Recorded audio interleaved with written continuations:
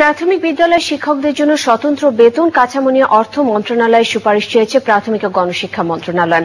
প্রাথমিক বিদ্যালয়ের শিক্ষকদের দ্বিতীয় শ্রেণীতে উন্নীত করায় সহকারী শিক্ষকদের সঙ্গে দুধাপ বেতন বৈষম্য কি করে নিরসন করা যায় সে বিষয়ে আলোচনা হয়েছে।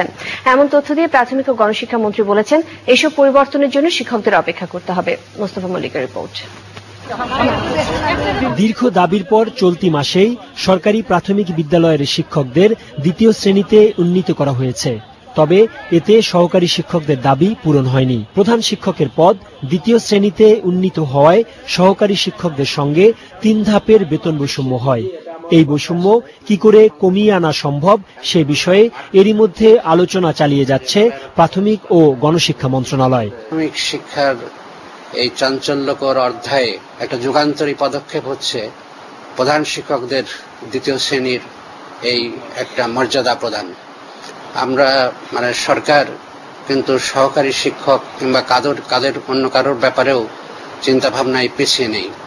আমরা তাদের বিষয়েও আরো অনেক কিছু করার চিন্তা যে আছে সেটা অব্যাহত থাকবে। বিশেষ করে মাননীয় প্রধানমন্ত্রী উনি নিজেই এ ব্যাপারে অধিকতর উৎসাহী এবং আমরা তাদের সমস্ত আকাঙ্ক্ষা এবং চাহিদার ব্যাপারে আমরা বিভিন্নভাবে একমতি পোষণ করি এবং আমরা চাইব ভবিষ্যতেও তারা আরো বেশি সুযোগ সুবিধার সুযোগ পাবে। প্রাথমিক ও গণশিক্ষা সম্ভব নয়। আমার অর্থনীতি সেটা পারমিট করে কিনা, আমার যোগানের সে ক্ষমতা আছে কিনা, আমি যতটুকু বোঝা বইবার জন্য ভাবছি ততটুকু বোঝা বইবার জন্য শক্তি আমার শরীরে আছে কিনা, বিষয়টা সেরকম। আমরা শিক্ষকদেরকে একটু আপগ্রেড করলাম, দ্বিতীয় শ্রেণীতে উঠালাম, আবার উঠানোর সাথে সাথে আবার সহকারী শিক্ষকরা বলছেন যে বেতনের একটু ধাপটা একটু কম বেশি হলো। শুরু হোক, নামটা তো রাখা হলো, চলা শুরু করো, তারপর ধীরে ধীরে সবটাই হবে।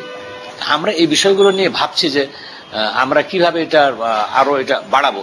এত কিছুর পরেও বাস্তব প্রেক্ষাপটের সঙ্গে মিল রেখে শিক্ষকদের বিষয়ে আন্তরিকতা নিয়ে কাজ করছে সরকার, এমনটি বললেন প্রাথমিক ও গণশিক্ষা মন্ত্রী। Mostafa Mallik, channel I, Dhaka. এবারে রূপালী ব্যাংক লিমিটেড চট্টগ্রাম